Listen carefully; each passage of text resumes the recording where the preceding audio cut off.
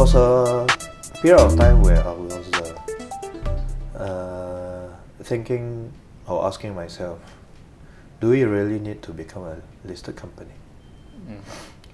Because 2011, 2012, we were profitable. We were generating cash. We were paying dividend.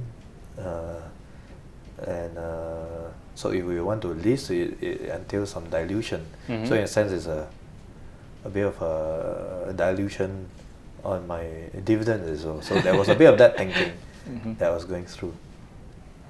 But along the way, I decided that actually we should push our listing. There were probably 1-2 catalysts that prompted me to be quite convinced that we should push for listing. One of the key catalysts was the fact that in 2011, 2012, we actually tried to make 2 acquisitions. Okay. All right. One in Singapore and one in Malaysia. In both cases, it didn't go through. Right.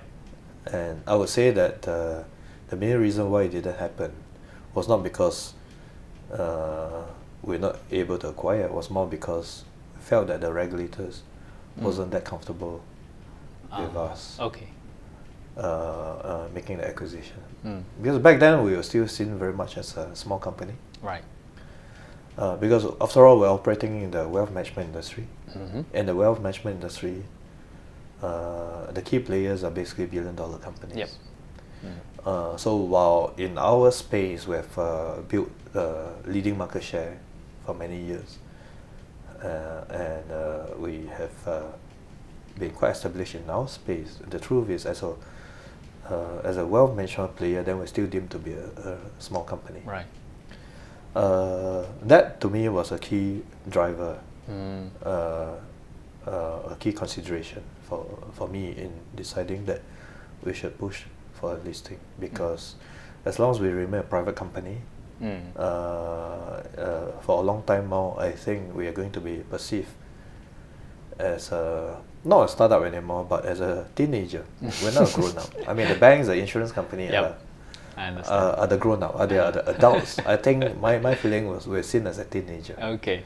So if you're a teenager, then you, my side of regulator would be you got to know your space. All right.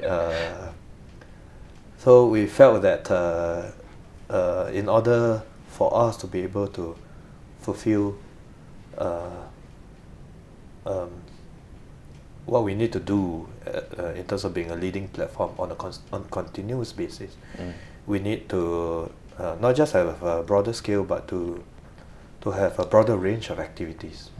Broader range meaning we need to be a more complete wealth management platform. It's not enough to essentially be dealing with just unit trust, because most investors, they don't invest only in unit trust. Most investors who want to invest in unit trust as well as stocks, bonds, and increasingly ETF and so on.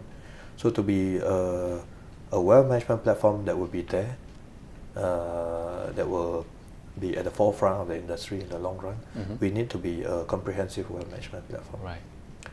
But to be able to do that, I think for our size back then, I think we're still quite small, and trying to get the licenses, we felt will take a longer time to have to persuade the regulators to give us additional licenses. I see.